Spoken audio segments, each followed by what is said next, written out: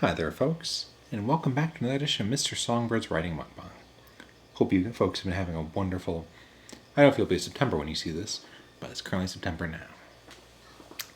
Now, for today's video, I'll be discussing the topic of dialogue, kind of a part two. I've already discussed dialogue before, but I've learned some additional stuff over the time, year plus.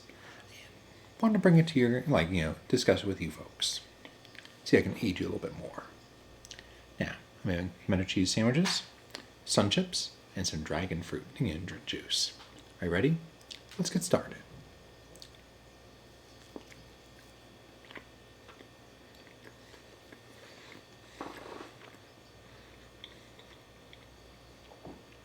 Now this is like homemade pimento cheese, which in this case is made with some Greek yogurt. I can definitely taste the yogurt in it, but it tastes a lot like regular pimento cheese. And it's healthier too.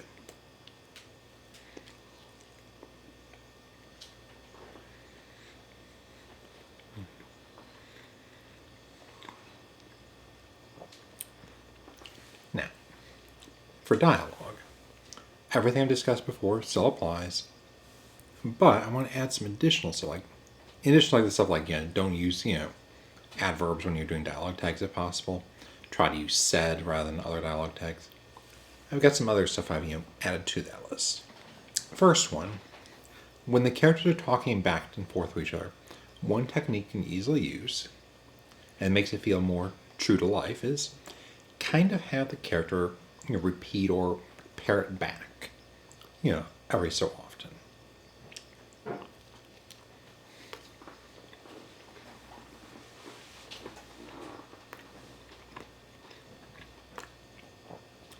For example, give me your sword.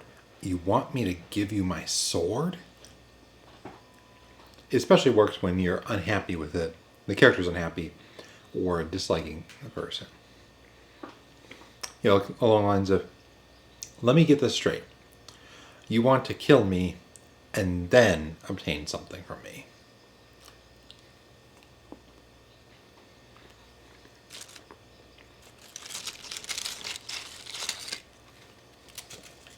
It feels true to life, like I said, as well as adds a little bit of a pop to it.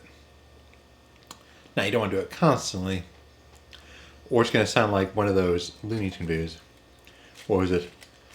I'll hit you with my, which one? Spear magic helmet. I forget the one from it's like the opera one.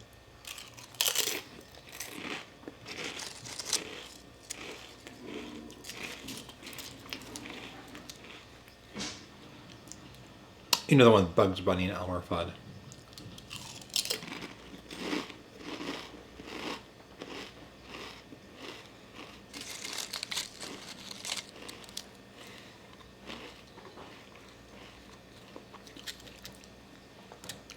But added just a little bit, it can bring the dialogue a bit more to life, and I should put kind of like especially if you add a little bit of a narrowed eye kind of thing, like this sort of like really vibe, like the person's kind of mocking you.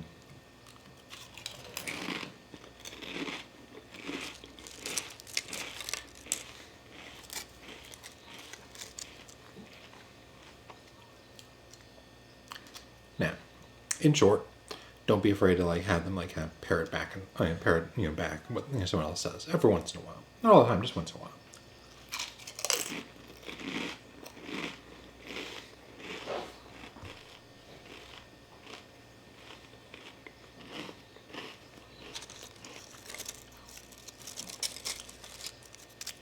Now let's talk dialogue tagging.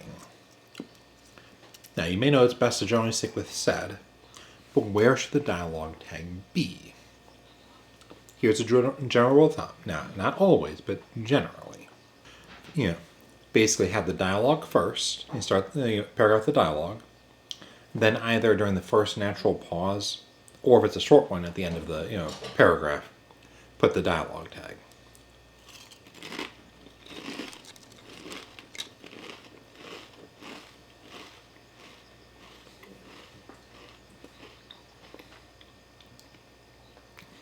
Definitely a big fan of sun chips.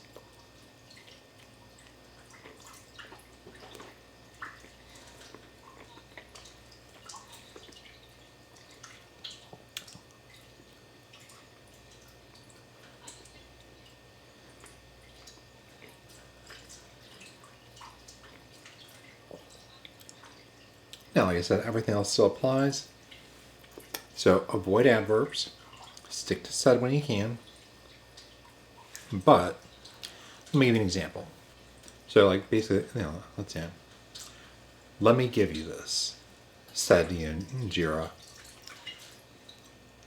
This flower given to me by my grandfather, pressed and preserved for a later generation. It is yours to take. Notice how first you had a little bit of the dialogue, then you had, said Jira, or Jira said is probably better. And then you have the rest of the dialogue.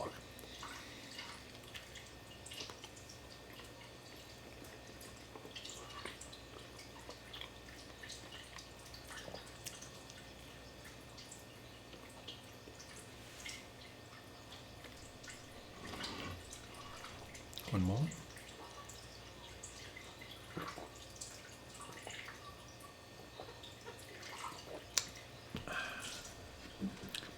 That's good stuff. Like, whenever I go to Starbucks, I always get their dragon drink, the dragon fruit, especially if you get it without the ice. It's really good without ice.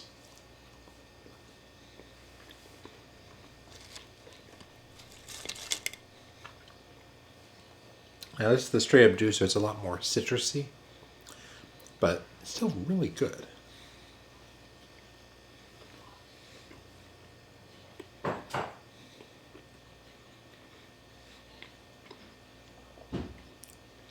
Now, like I said, start dialogue, and then either end it with the dialogue tag, or after the first natural pause, have the dialogue tag, and then have the dialogue continue.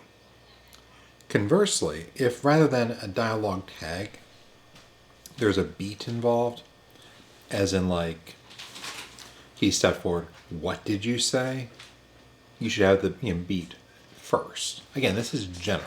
You can definitely do like exceptions, every once in a while. But as a general rule, dialogue tag is after dialogue, whereas beat is before dialogue.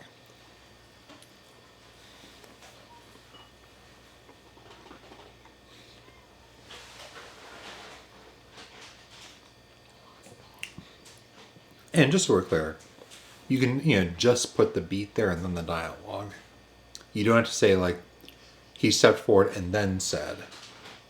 Just say he stepped forward. The leaves crunching beneath his feet. What? Stuff like that.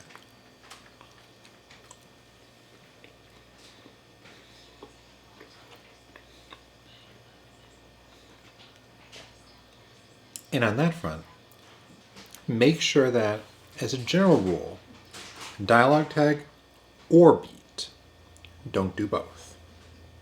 Now, I know I screwed that up in my first book, which for those who've been asking, it's Path of the Magi, the Mage Trials.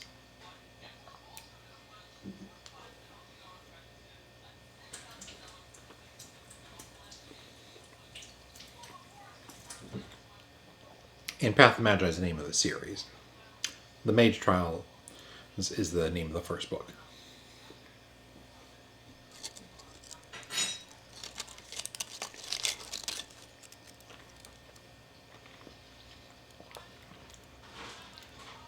And why do you do it in that specific order? Beat first, then dialogue, as opposed to the other way around? It's because, think of it this way, a beat generally involves a physical action or reaction. And especially if it's a reaction, and the instinctive reaction should always go before the deliberate action.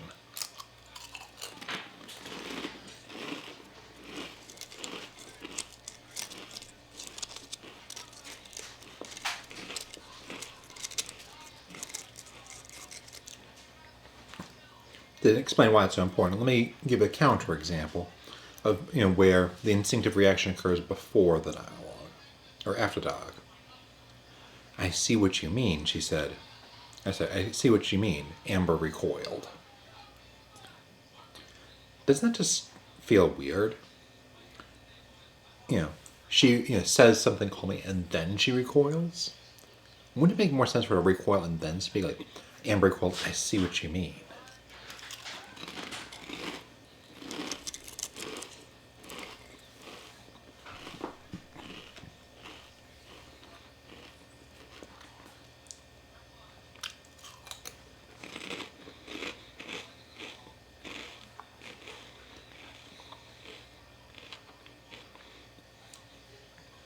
Now you got that basis of time. Let's talk about what should be said during the, dialogue. Let's see. Some rule of thumbs. One moment.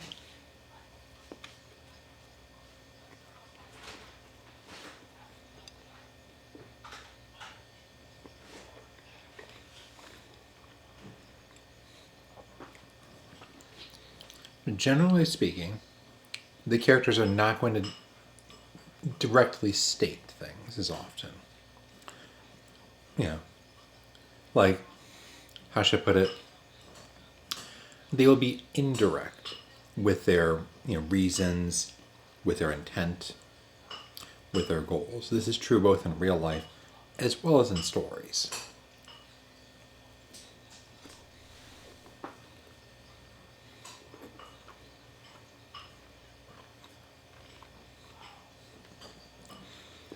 Case in point, imagine a dialogue between a mother and her daughter about whether the daughter has cleaned her room yet. When the daughter doesn't want to do it because she doesn't want to do the work, when the mother's wanting to prove that her daughter still listens and cares about what she has to say. Neither of them is gonna, well, at least the mother definitely wouldn't directly state that. Instead, she'll imply it through her act and through what she does, whether it's through guilting her or trying to encourage her. Let me kind of give you an example. Let's say this isn't for that same example, for a different one. What's bothering you? This is what a guy is saying to his girlfriend.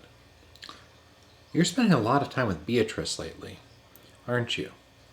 I need to work on my chemistry. Chemistry. Right. Did I need to tell you that she's worried that he's, cheating on her? Because I think the dialogue, just a little bit with the mention that it was his girlfriend saying it, which you would know, and if you were writing this when you started, made it very clear.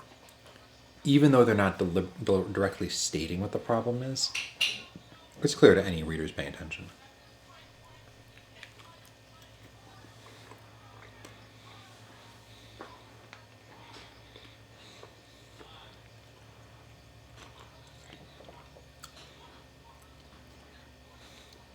Like, people will get in arguments about stupid stuff when there are things that are, rather than focus on what's really bothering them, both in real life and in fiction.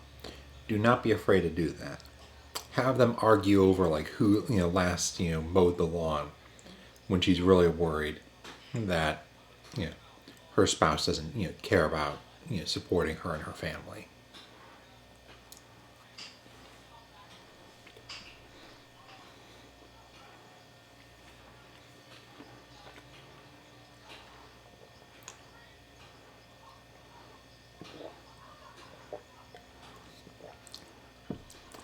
Also, it's excellent. One thing to keep in mind when you're writing is pacing. Let's say, for an egregious example, think, gosh, I loved watching Dragon Ball Z, but the parts where it's they have an entire 30-minute episode where there's you talking back and forth and powering up is an example of something you should probably try to avoid. Keep if the pace needs to be quick and tense, have the dialogue be short. If it's longer and you can have the character go a bit more self-reflective, feel free to have the dialogue go on longer, meander a bit, and try not to cross those. Just imagine they're being chased down by a horde of zombies, and he takes a 5-minute break to go into a monologue about how he's been learning everything and now he's ready to fight, and then the zombies eat him.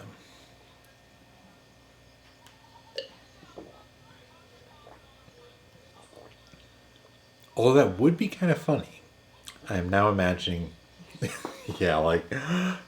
some zombie movie where that's like the start, where he goes on like a shonen anime, and then in the meantime he got bit by the zombies and then promptly turned into a zombie.